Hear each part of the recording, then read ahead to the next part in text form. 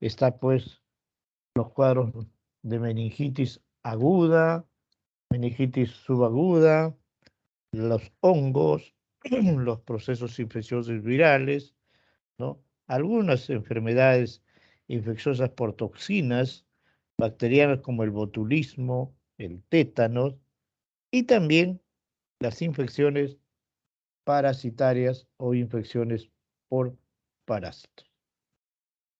Y cada vez que hablamos de infecciones por parásitos, recordamos nuestras clases de parasitología y en donde nos mencionaban a la toxoplasmosis, a la triquinosis, a la hidatidosis y a la cisticercosis.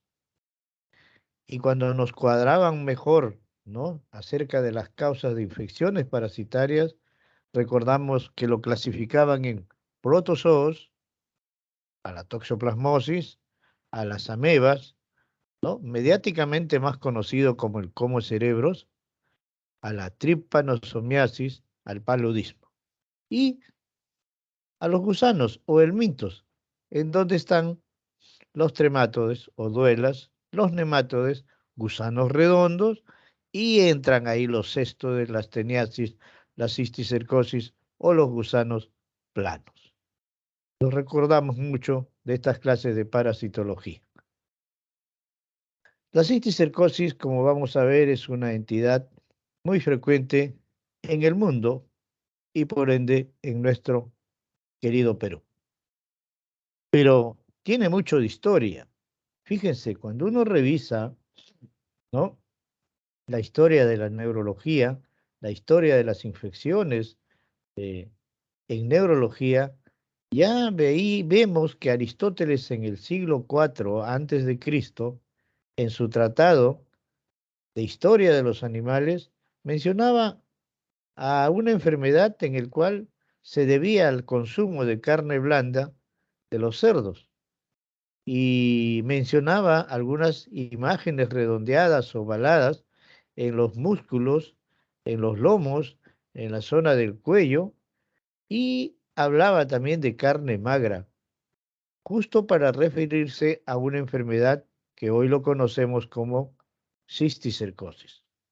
En el antiguo Egipto se halló en tumbas y sarcófagos la presencia de triquinosis, los oxyuros, los ascaris, las teniasis y las estrongiloideasis, es decir, la famosa tenia, ¿no?, intestinal o más conocida como vamos a ver en la solitaria.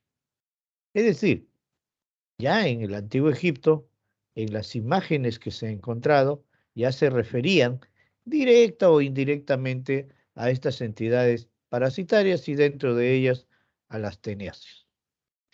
Pero fue Paranoli y Rumier que en 1500, ¿no?, comienzan a dar datos acerca de la infestación al sistema nervioso central de esta patología, ya que encontraron a nivel de la dura madre una serie de quistes redondeados, ovalados, que tenían pues inclusive una coloración nacarada o algunos dicen blanco nacarado. En 1792, nuestro conocido Hipólito Unanue, ¿no?, hace un primer reporte de cisticercosis, ya que evalúa, sigue, estudia a un soldado que sufría de epilepsia, de convulsiones, y lo sigue, le sigue hasta que murió y tuvo la oportunidad de hacer la necropsia y se encontró con unas imágenes redondeadas, ovaladas, blanco nacaradas en el cerebro, al cual lo denominó infestación parasitaria probablemente, ¿no?, debido a la carne de chancho. Esa fue sus observaciones que hizo Hipólito Unanue y mencionó algo importante en aquella oportunidad y dijo: la causa más importante de epilepsia en nuestro Perú es la cisticercosis. Fíjense cuántos años han pasado Y esto que acabo de mencionar aún sigue vigente, porque como vamos a ver, ¿no? A través de muchos estudios que se ha hecho, sí, pues la causa más importante de epilepsia en nuestro querido Perú es la cisticercosis. Es por esto que en 1984, en 2001 en el Perú, a esta enfermedad se le declaró un problema de salud pública. Y si uno revisa la epidemiología, sí, pues esto era una enfermedad frecuente en países en vías de desarrollo, en países no industrializados, en países fundamentalmente latinoamericanos. Pero a través de los años, debido a la migración, a las migraciones constantes, hoy podemos decir que no tiene predominio los países en vías de desarrollo, sino ya es una patología que se ve a nivel mundial, tanto en países desarrollados como en países subdesarrollados. En nuestro Perú, igualmente, eh, hace unos años veíamos que era una enfermedad que era muy frecuente en la selva, en la sierra. Era muy frecuente en los departamentos de la selva y de la sierra, ¿no? Y a través de los años también, debido a la migración interna en nuestro Perú, pues hoy podemos decir que esta enfermedad hay en todas las regiones de, del Perú, no tanto en regiones que corresponden a la selva, a la sierra y también a la costa. Es decir, hay zonas endémicas fundamentalmente en diversas regiones de nuestro Perú. Es así como en alguna oportunidad cuando se hizo un estudio de prevalencia de epilepsia, ¿no? Encontramos que había una distribución casi equitativa de esta patología y pudimos aseverar lo que dijo Hipólito Unanue hace muchos años. Nos encontramos que había una gran cantidad de pacientes con epilepsia debido a esta patología, a la cisticercosis en el sistema nervioso central.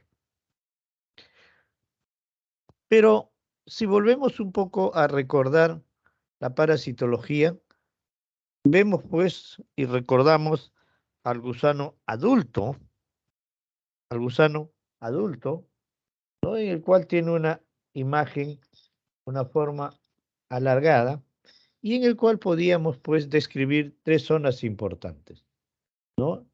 La cabeza, escólex, el cuello y la porción posterior, el estrobilo para algunos autores.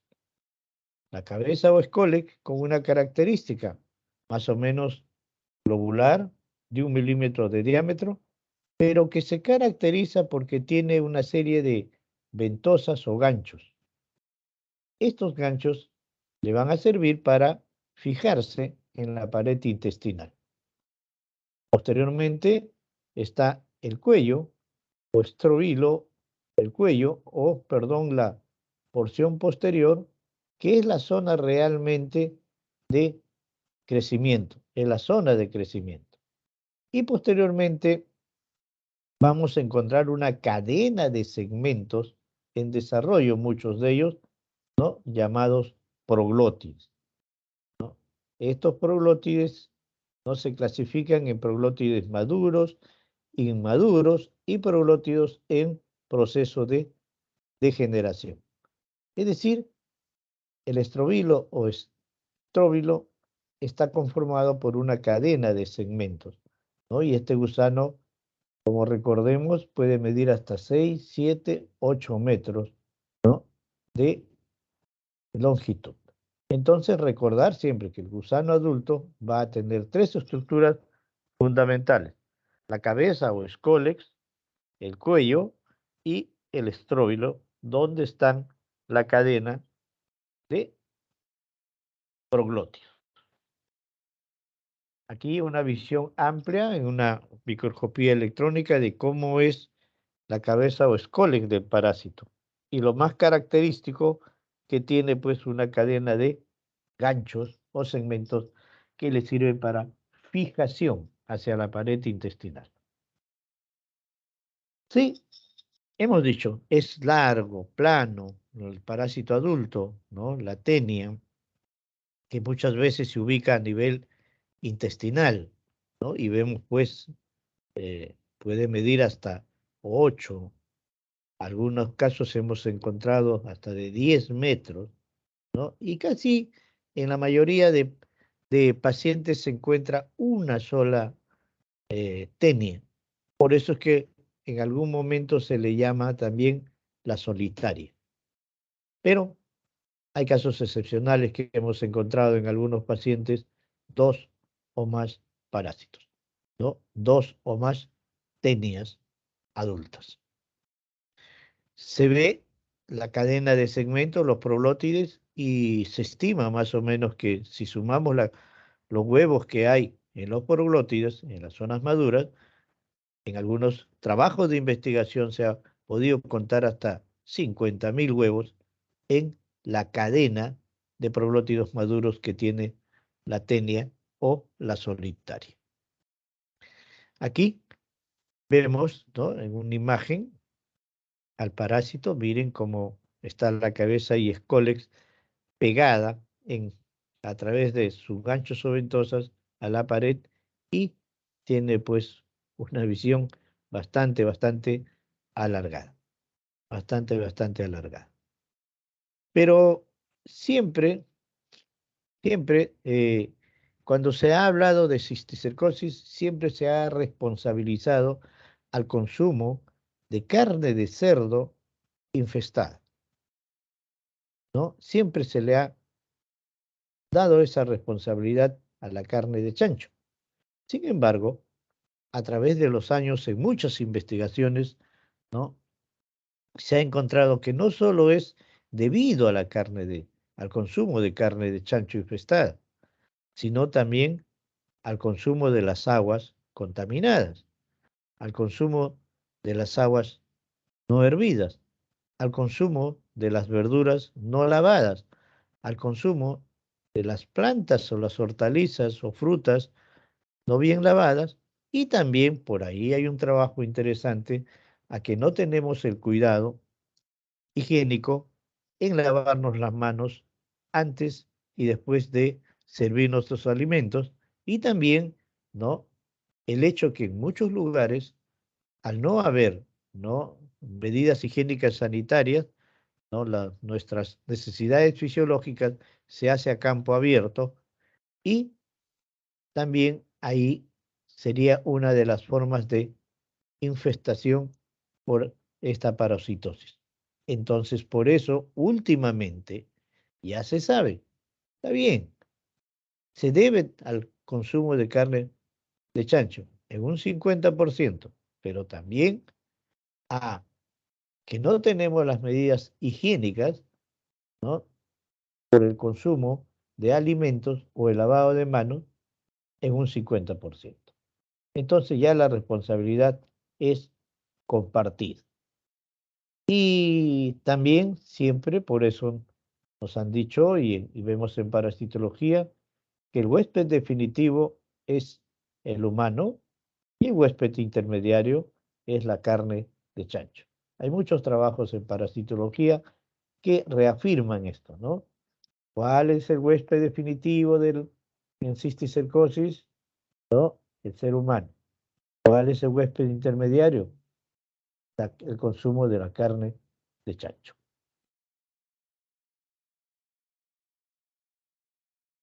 Pero cuando esta enfermedad ataca al organismo o ingresa al organismo, prácticamente todos los órganos de la economía, todas las estructuras del sistema nervioso pueden ser, ¿no?, infestadas. Así podemos encontrar en consultorio externo, ¿no?, pacientes que llegan con nódulos a nivel de tejido celular subcutáneo, vemos pacientes que después de hacer exámenes, ¿no?, tienen la parasitosis en los músculos esqueléticos, se ha descrito también en los ojos, se ha descrito a nivel de músculo cardíaco y bueno, como vamos a notar, tanto en la médula como en el encéfalo. Decíamos, cuando vemos en consultorio externo, a veces vienen algunas personas, ¿no?, describiendo que tienen unos nódulos a nivel de tejido celular subcutáneo y cuando enviamos a que le hagan su biopsia, ¿no?, patología nos indica que ha encontrado un cisticerco, ¿no? A veces uno, a veces varios. A veces nuestros pacientes vienen por déficit de agudeza visual y cuando mandamos a oftalmología se encuentran una imagen redondeada u ovalada que corresponde a un cisticerco que está sobrenadando muchas veces en el humor vítreo, la forma ocular. Pero como decíamos también, ¿no?, puede llegar un paciente y en muchas oportunidades es así en consultorio externo, nos dicen que tienen un nódulo a nivel de la lengua y cuando mandamos a patología que le hagan su biopsia, cirugía y luego a patología, patología nos contesta que era un nódulo parasitario que corresponde a cisticercosis. Es decir, hay formas descritas a nivel muscular, a nivel hepático y también a nivel cardíaco. Y cuando uno ve ya la parte del sistema nervioso, a veces nuestros pacientes nos llegan ya con ciertas imágenes que se han tomado, una placa de partes blandas o a veces una ecografía de partes blandas y encontramos estas imágenes que el radiólogo nos los describe como imágenes en cigarrillo o imágenes en cigarrets, le dicen, y cuando hacemos el estudio patológico, pues son imágenes que corresponden a parásitos ya inactivos o parásitos calcificados a nivel muscular. Y en el sistema nervioso central, ¿no?, cuando hacemos la tomografía y o la resonancia, nos vamos a encontrar con estas imágenes redondeadas, ovaladas, con una zona hiperintensa o hiperdensa dentro de la imagen redondeada que corresponde justamente a cisticercosis activa o viva. Estas son las imágenes frecuentes, casi emblemáticas, casi típicas, porque no hay nada típico en medicina, ¿no? Imágenes que nos hacen sospechar de la presencia de cisticercosis en el cerebro. Esta es una imagen activa y a veces nos encontramos con estas imágenes puntiformes, blancas, calcificadas, que decimos que va a corresponder a parásitos inactivos o parásitos muertos. Entonces, esta es la variedad con el cual a veces nos encontramos primariamente, fíjense, en consultorio externo y luego, cuando internamos al paciente y le hacemos el estudio detallado, nos podemos encontrar con estas formas, ¿no?, y en diversos lugares de las parasitosis. Y concluimos en cisticercosis. Acá una imagen ampliada, ¿no?, en el humor vítreo de la presencia de un cisticerco grande, enorme, de un paciente que llegó por dolor de cabeza y déficit de agudeza visual. Pero siempre ha habido la controversia, ha habido la discusión de cómo clasificar esta enfermedad. Y cuando revisamos nuestros tratados, vamos a encontrarnos con una serie de clasificaciones. Por ejemplo, una relacionada al parénquima, es decir, si el parásito está ubicado o no en la masa cerebral, como acá, o está ubicado dentro del ventrículo nadando en líquido cefalorraquídeo. ¿no? Entonces, vamos a encontrarnos con esta clasificación parenquimal, ventricular o el líquido subaracnoideo o en espacios subaracnoideos. Esa es la primera clasificación que uno se encuentra cuando revisa este tema. Hay otra clasificación, como hemos visto anteriormente, si estamos ante una imagen de un parásito vivo, así como esto, activo o vivo, que tiene estas características, ¿no? O estamos frente a un parásito muerto, seco, calcificado, que tiene estas características cuando hace uno esta imagen, sobre todo cuando hacemos una tomografía o una resonancia. Es decir, si está viable o no viable, vivo, activo o inactivo o muerto. Se ha hecho un estudio acerca de, desde que está vivo el parásito, qué etapas pasa hasta cuando muere. E inclusive se ha hecho estudios para ver en cuánto tiempo muere el parásito desde que está vivo hasta que se calcifica. Hay estudios en el cual indican que espontáneamente el parásito puede desaparecer, puede morir, pero más o menos demora 14 a 16 años, ¿no?, en calcificarse. Y pasa una serie de estadios. A ese estadio activo, vivo, se le llama estadio vesicular. Cuando comienza a morir, a secarse, se va a calcificar de la periferia hacia el centro. Y entonces tiene una forma de anillo. A eso se le llama estadio coloidal. Se sigue calcificando y entonces vamos a encontrar una imagen con estas características, ya casi puramente blanquecina, con un puntito, ¿no?, oscuro.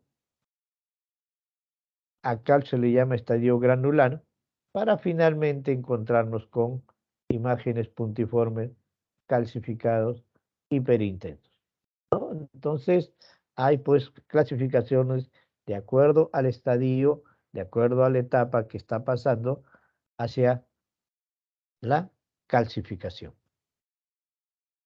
Hay una clasificación interesante que es de acuerdo a cuántos parásitos hay en el cerebro, al número de lesiones.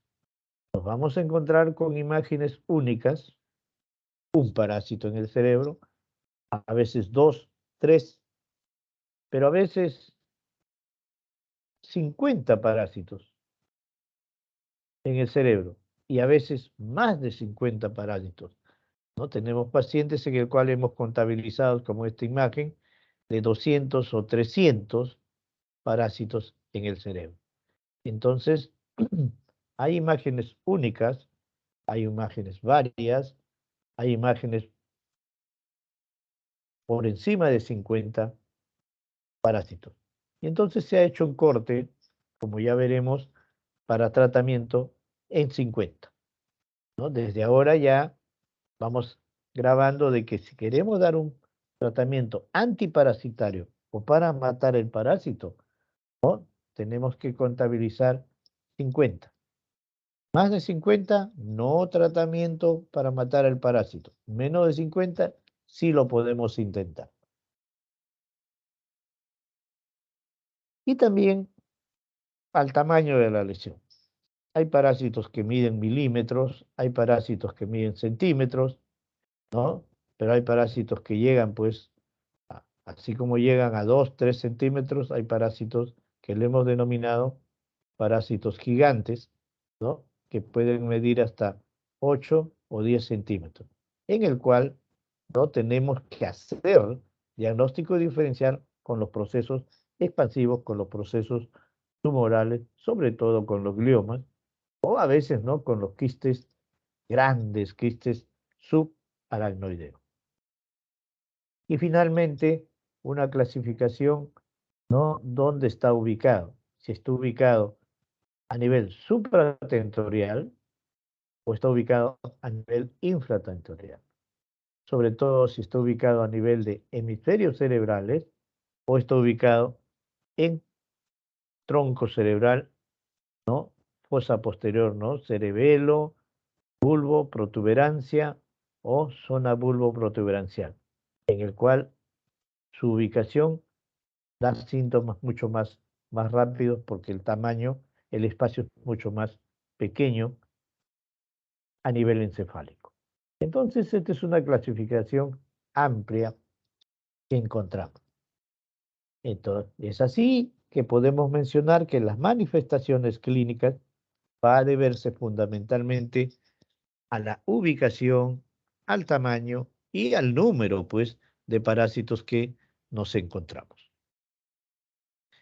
Y la manifestación clínica va a estar dado, sí, por el parásito, pero también va a estar dado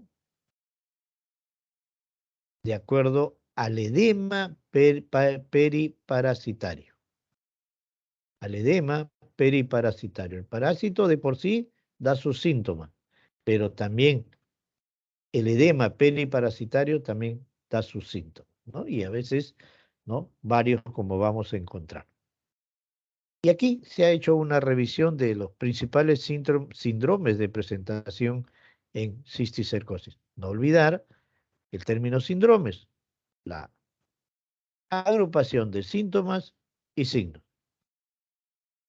Hay 5 fundamentalmente. El síndrome convulsivo, que puede imitar cualquier forma de la clasificación del ILAE. Puede ser con alteración de la conciencia, sin alteración de la conciencia, tónicas, clónicas, puede ser lo que llamamos parciales o pueden ser generalizadas. Es decir,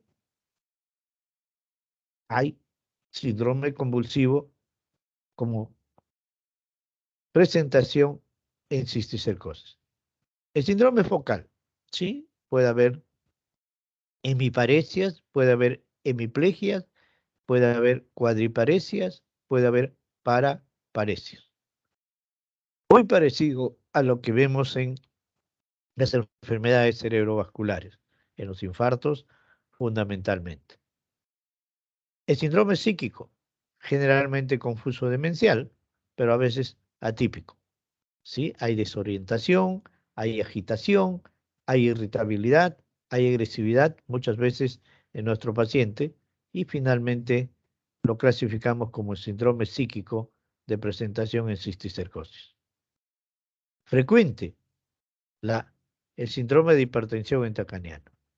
No olvidemos que cuando hablamos de hipertensión intracraniana es aquel paciente que tiene dolor de cabeza, vómitos y cuando evaluamos el fondo de ojo vamos a encontrar papiledema o edema de papila.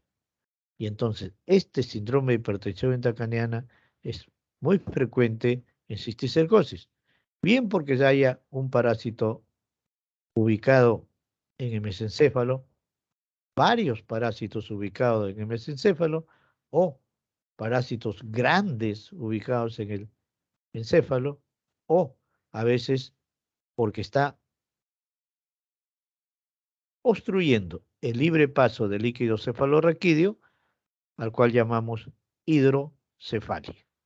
Son las causas de hipertensión intracraniana que vemos en cisticercosis. Y últimamente se ha descrito casos de panhipopituitarismo, ¿no? Que se le ha considerado como un síndrome hipófiso diencefálico. Es decir, estos son los síndromes más frecuentes de presentación en esta patología que tenemos que tenerlo presente. Cada vez que sospechamos de esta patología dentro de nuestros trabajos, dentro de nuestro plan de trabajo, sí, pues vamos a siempre indicar nuestros trabajos, nuestras órdenes basales de rutina, ¿no? Pero no podemos dejar de solicitar imágenes, dentro de ellas tomografía, resonancias, radiografía de partes blandas, ¿no? No podemos dejar de pedir una evaluación de fondo de ojo en oftalmología, pero también en laboratorio, hoy por hoy,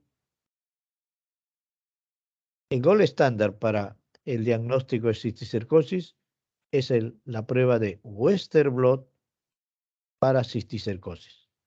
El Western blot para cisticercosis que se puede hacer tanto en líquido cefalorraquídeo como en sangre. Pero no olvidemos que Western blot es la técnica, ¿no? La técnica, porque hay Western blot para distrofias musculares, hay Western blot para VIH, hay Western blot para parásitos, entre ellos la cisticercosis. Entonces, cada vez que nosotros marquemos dentro de nuestras órdenes de laboratorio del Western blot, tenemos que poner su apellido. Western blot, cisticercosis. Es una prueba de inmunoelectrotransferencia en el cual, pues, se utiliza 7 antígenos, ¿no? Y se pueden detectar cuerpos específicos. Hoy por hoy el Western blot es una de las pruebas muy utilizadas para el diagnóstico de cisticercosis. Como hemos dicho, se puede hacer en todos los fluidos, pero fundamentalmente se le hace en sangre y en líquido cefalorraquídeo. Pero alguien en alguna oportunidad nos aconsejó, y eso es algo que tenemos que tener presente, la cisticercosis, cuando es detectado a nivel encefálico, siempre es bueno hacer un estudio de ampliación hacia la zona raquimedular, hacia la zona medular. ¿Por qué? Porque cada vez que hemos encontrado a nivel encefálico y ampliamos el estudio, nos encontramos en la mayoría de ellos con parásitos también a nivel medular, a nivel de la columna, a nivel de los espacios subaranoideos, ¿no? Raquimedulares. Entonces, eso nos da pues la visión de que la cisticercosis va a estar ubicado siempre a nivel de todo el sistema nervioso. Dentro de los criterios diagnósticos hay criterios mayores, criterios menores, ¿no? Pero el diagnóstico definitivo indudablemente va a estar, ¿no? Debido, como ya vamos a revisar, ¿no? En la presencia de 2 criterios mayores, más un criterio menor y un epidemiológico. Siempre, cada vez que estamos con nuestro paciente hospitalizado, siempre hacemos la revisión de criterios clínicos, criterios radiológicos, criterios de laboratorio, ¿no? Criterios epidemiológicos de presentación. Y siempre el Western blot nos ayuda bastante para el diagnóstico definitivo conjuntamente con el criterio radiológico como hemos estado observando. Como toda patología, hay diagnóstico diferencial. Tenemos que hacer siempre diagnóstico diferencial con otras parasitosis, toxoplasmosis dentro de ellas, o a la presencia de tuberculosis en su forma de granulomas, ¿no? Granulomas tuberculosos, y o también a veces, ¿no? Presentarnos en formas subaracnoideas como la meningoencefalitis por criptococo, por carcinomatosis o en algunos momentos por una paquimeningitis o meningitis de proceso inflamatorio de una de las 3 membranas que cubren nuestro sistema nervioso. Es decir, siempre el diagnóstico diferencial está presente en lesiones únicas, en lesiones múltiples y en lesiones que están ubicados a nivel del espacio subaracnoideo. Bien, pero ¿cómo curamos, cómo tratamos esta enfermedad? Hay 3 ángulos. En primer lugar, ¿no? Tenemos que dar un tratamiento sintomático. En segundo lugar, tenemos que dar un tratamiento corticoide. Y en tercer lugar, un tratamiento antiparasitario, ¿no? Dentro de los tratamientos sintomáticos están los analgésicos, los tranquilizantes y los anticonvulsivantes. Porque casi siempre nuestros pacientes que llegan por esta patología van a tener convulsiones. Y entonces tenemos que recordar en el manejo de la epilepsia a estos fármacos que son frecuentes de encontrar en nuestras postas, puestos, centros de salud, en nuestros hospitales. Estos son los fármacos anticonvulsivantes más frecuentes que se utilizan. La fenitoína. Recordar que su dosis es de 4 a 5 miligramos por kilo de peso por día. La carbamazepina, de 10 a 20 miligramos por kilo de peso por día. El ácido valproico, de 20 a 60 miligramos por kilo de peso por día. Y el fenobarbital, 100 o 200 miligramos al día, en dosis total al día. Es decir, son nuestros fármacos anticonvulsivantes clásicos, que es lo que más se utiliza en nuestro Perú. Y aprovechamos para ver acá pues una imagen casi típica de un paciente con cisticercosis. Miren una imagen redondita con una imagen hiperdensa o hiperintensa en la pared, en la parte céntrica, ¿no?, de la zona redondeada. Cuando uno ve unas imágenes así, uno ya sospecha en la presencia de cisticercosis a nivel cerebral. Hay una serie de consejos y esto hay que tenerlo grabado. Decíamos, eso sí, 50 es nuestro punto de referencia, nuestra línea de referencia. Tratamiento antiparasitario, ¿no?, hay que dar en aquellos pacientes que tienen 50 o menos. 50 o más, preferible no dar tratamiento antiparasitario. ¿Por qué? Porque cada vez que damos un tratamiento antiparasitario, puede haber edema perilesional. Y entonces, si tenemos pacientes con 50 parásitos, 60 parásitos, 100 parásitos, a eso se puede formar 100 edemas periparasitarios y nuestro paciente nos puede hacer un síndrome grave de hipertensión intracraniana y nos puede enclavar a nuestro paciente. Y esa es la razón por la cual hoy en el mundo el consejo es, cada vez que tengamos un paciente con diagnóstico de cisticercosis, demos tratamiento antiparasitario a aquel que tiene 50 lesiones o menos. ¿Cuáles son los consejos que se están dando en el mundo? Lesión única tiene una primera opción, albendazol por 10 días. O una segunda opción, albendazol más praziquantel por 10 días. Ese es, en lesiones únicas, el consejo que hay para tratamiento antiparasitario. Si nuestro paciente tiene de 2 a 50 lesiones, hay una primera opción, albendazol más praziquantel por 10 días, seguido de albendazol por 20 días. Es decir, son 30 días de tratamiento antiparasitario. Albendazol más praziquantel por 10 días, seguido de solo albendazol por 20 días.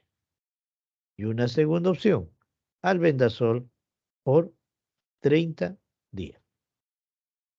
Si tenemos paciente en el cual hemos visto más de 50 lesiones, pues preferible es no dar, ¿no? Referir a un centro de mayor complejidad. Les cuento que nosotros a nivel del Instituto de Ciencias Neurológicas en el hospital estamos como trabajo de investigación, ¿no?, dando tratamiento a algunos pacientes, lógico, muy filtrados, muy escogidos para dar tratamiento. Pero es como trabajo de investigación y que todavía no está pues presentado, ¿no?, al mundo para ver si podemos o no aconsejar dar tratamiento a aquellos pacientes que tienen más de 50 lesiones. Ya tenemos más o menos 25 pacientes en el cual, a Dios gracias, nos está yendo bien, pero tenemos mucho, mucho, mucho cuidado cuando internamos a nuestros pacientitos para este trabajo de investigación. Si la lesión es grande, si la lesión es gigante, es decir, 10, 12, 15 centímetros de tamaño, también hay que derivar a un paciente a un centro de mayor complejidad para pedir interconsulta en neurocirugía. Muchas veces ellos operan al parásito y lo sacan enterito con una técnica que se llama de marsupialización, y ahí cuando tengamos la oportunidad de ir ya presencialmente a neurológicas, ahí en el Museo de Neurología que tenemos, ahí vamos a encontrar, ¿no?, los parásitos, ¿no?, enteritos, grandes, en formol, en unos vasijos que lo tenemos ahí para la presentación. También si el parásito está ubicado a nivel subaracnoideo, ¿no?, primero hacemos una interconsulta cirugía, y si cirugía nos dice no es para indicación quirúrgica, entonces damos tratamiento, ¿no?, con albendazol por 30 días. Damos tratamiento con albendazol por 30 días. Las formas espinales igualmente ahorita están en estudio, las formas oculares también, ¿no? Lamentablemente, eh, para la opinión de oftalmología, cada vez que hay una cisticercosis a nivel ocular, preferible, según ellos, y lo hacen, ¿no? La indicación es la enucleación, porque no va bien cuando se ha dado tratamiento antiparasitario en las formas oculares. Lamentablemente, pues pierden los ojos nuestros pacientes que tienen parásitos a nivel ocular. Esa es la forma de tratar y los consejos de tratamiento antiparasitario en este momento. La dosis del albendazol es 15 miligramos por kilo de peso por día, dividido en 2 dosis. La dosis de praziquantel, 50 miligramos por kilo de peso por día, dividido en 2 dosis. Y bueno, cuando damos albendazol praziquantel, igualito, ¿no? 15 miligramos por kilo de peso por día, y 50 miligramos por kilo de peso por día cuando damos albendazol y praziquantel.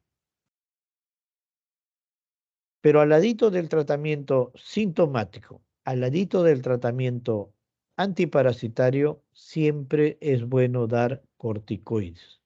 Uno, porque ya puede haber edema parasitario, y dos, cuando damos el tratamiento, como que el parásito reacciona y se forma más edema. Y entonces tenemos que actuar también sobre el edema periparasitario, y por eso damos dexametasona o prednisona. La dosis de dexametasona en dosis altas para comenzar, ¿no? Miren, 8 miligramos por kilo de peso por día por 14 días, en 3 tomas, y semanalmente se va bajando la dosis, ¿no? Hasta que en 20 o en 30 días ya se retira el corticoide en nuestros pacientes, ¿no? Y esto nos ha rendido bastante buen resultado, porque cuando se comenzó el tratamiento de cisticercosis hace muchos años, ¿no?, nos llegó efectivamente el albendazol, nos llegó el praziquantel. Y cuando dábamos tratamiento, no sabíamos cuál era la conducta del parásito en el sistema nervioso. Cuando dábamos tan solo albendazol o tan solo albendazol y o la asociación albendazol praziquantel, encontrábamos que nuestro paciente, que nunca había convulsionado, convulsionaba. Y si convulsionaba, nos hacía estatus epiléptico. Y muchos nos hacían síndrome de hipertensión intracraniana cuando dábamos el tratamiento. Luego de unos estudios nos dimos cuenta de que era el edema el que producía estos síndromes debido al tratamiento. Y es por eso que desde ahí, más o menos un año, 2 años después que iniciamos el tratamiento en cisticercosis, fue pues que comenzamos a dar corticoides, y hasta hoy, a Dios gracias, no tenemos problemas, o Si hay problemas, ya sabemos cómo manejarlo con los corticoides, bien sea en dexametasona o bien sea en prednisona, ¿no? Y de verdad, ese es el consejo. Por eso es siempre importante que si vamos a dar un tratamiento para nuestro paciente, sería mejor internarlo. Sería mejor internarlo, ¿no? Porque, bueno, nos da más oportunidad de poder actuar si es que hubiera alguna situación importante como complicación del tratamiento. Y entonces esa es la forma de tratar paralelamente nuestro, nuestro cuadro de cisticercosis. Pero como todo tratamiento tiene sus contraindicaciones. Si la paciente está embarazada o está en lactancia, el tratamiento antiparasitario, como no es una emergencia, puede administrarse posterior al cese de la lactancia materna. Es decir, preferible no dar tratamiento antiparasitario cuando la paciente está embarazada y o cuando está dando de lactar. Si hemos dicho, si la lesión está en zona crítica, ¿no? También preferible enviar a cisticercosis. Y si nos dice este parásito está a nivel subaracnoideo, no se puede operar, entonces tendremos que dar tratamiento con albendazol por 30 días. Si mi paciente tiene más de 50 lesiones, hemos dicho no dar. En alguna época, generalmente los investigadores mexicanos en México, cuando veían pacientes con imágenes de más de 50 parásitos, 100, 200 parásitos, ellos decían, yo veo una encefalitis cisticercósica. Fue un diagnóstico utilizado por muchos años, pero hoy muy poco se utiliza ese término radiológico. Ahora los radiólogos prefieren decir presencia múltiple de parásitos o cisticercosis múltiple. Hubo una controversia en hablar de encefalitis porque encefalitis es un término clínico y no radiológico. Bueno, después de muchas discusiones, hoy no se utiliza el término encefalitis, pero se los pongo para que ahí en la lámina, para que ustedes vean que en algún momento se habló de encefalitis cisticercósica. Y a veces en algunas revistas todavía algunos autores lo siguen mencionando. Pero hoy ya prefieren hablar de encefalitis, de cisticercosis múltiple en su presentación. Y las formas oculares, como hemos visto, ¿no? Lamentablemente, ¿no? Es candidato a una enucleación y no se puede dar tratamiento. Estas son las contraindicaciones en el tratamiento de cisticercosis. Igualmente, el manejo quirúrgico, los neurocirujanos también nos ayudan muchísimo en nuestros pacientes que tienen parásitos gigantes, en nuestros pacientes que tienen parásitos en zonas críticas, como las zonas subaracnoideas, o en los pacientes que nos han hecho una obstrucción de libre paso de líquido cefalorraquídeo en las hidrocefalias, ¿no? En donde ubican las válvulas ventrículo-peritoneales, ¿no? Y a veces, pues, en concordancia con el oftalmólogo, en la enucleación ocular, en el lugar correspondiente donde han encontrado el cisticerco. Es decir, también cirugía no participa en el tratamiento de esta patología frecuente de nuestro Perú. Y entonces, pues, a veces nos encontramos con muchas formas, decíamos, de cisticercosis, y aquí muchos trabajos de investigación están haciendo el seguimiento, ¿no? Sí, una vez que uno da tratamiento de cisticercosis, se ha acortado la, el tiempo de la muerte del parásito.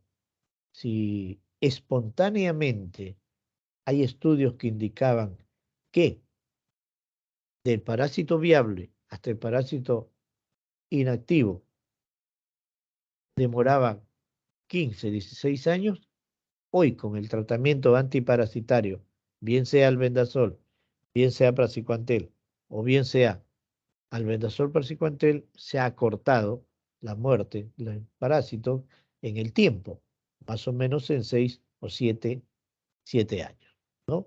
Eso es algunas revisiones, algunos estudios que hay del seguimiento del tratamiento antiparasitario.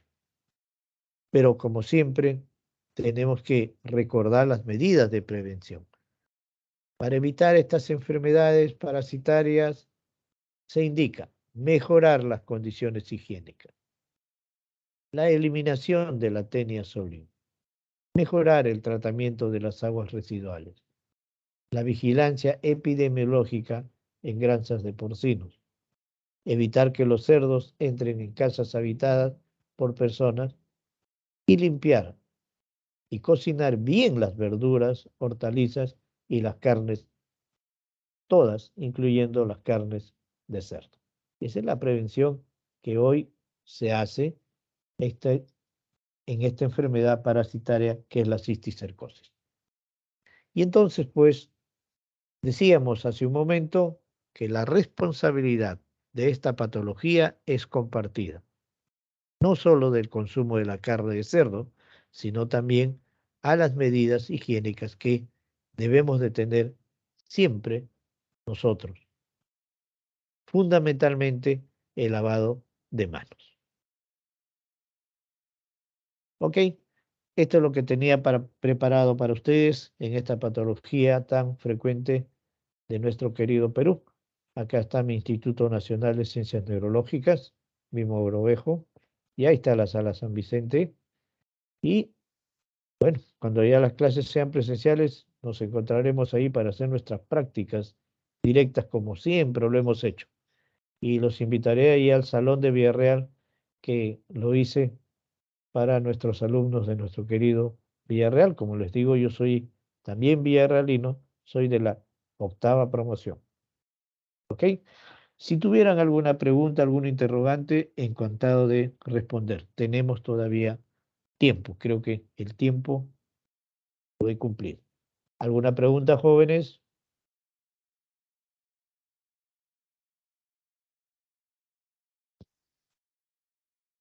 Doctor, en los Bien, pacientes que tienen daño en parénquima o un daño que sea muy grande a pesar del tratamiento, ¿pueden persistir los síntomas epilépticos o focales? ¿O después del tratamiento sí o sí mejora? claro, mejoran, pero continúa el tratamiento en nuestros pacientes. O sea, cuando hemos hecho el seguimiento del tratamiento, vamos a suponer que tenía ya un parásito y el paciente tenía convulsiones. Le damos el tratamiento antiparasitario y lo hemos seguido, ¿no? Y efectivamente, en la medida que iba calcificándose o, entre comillas, muriendo el parásito, las convulsiones iban también alejándose, no solo por la muerte del parásito, sino también por el anticonvulsivante. Y entonces, en la medida que iba alejándose la frecuencia de la crisis, las dosis del antiepiléptico o anticonvulsivante también la íbamos disminuyendo, lo íbamos disminuyendo. Y curiosamente, como hemos visto en los trabajos de seguimiento, ¿no? La muerte del parásito no demora más o menos, ¿no?, 6 a 7 años, y hoy para dar tratamiento, para dar de alta a un paciente con epilepsia, ¿no? Ese es el tiempo aproximado, 7 a 8 años de tratamiento. Más o menos va paralelo, más o menos va paralelo. Pero sí hemos visto, en la medida que el parásito va calcificándose, las frecuencias de las crisis se van alejando. Es decir, entre comillas, nuestro paciente va curando.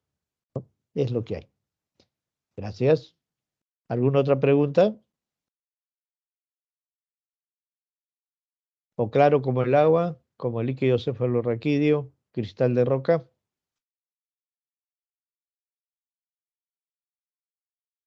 Muy bien. Bien, jóvenes, esta era la clase teórica, creo que en el tiempo que nos han dado, tarea cumplida. Delegado, delegada, tarea cumplida, y podemos pasar a la siguiente actividad. Gracias, muy buenos días. Muchas gracias. Muchas gracias, Gracias, doctor. doctor. Gracias. Muy Hasta amable, luego. gracias. Muy amable.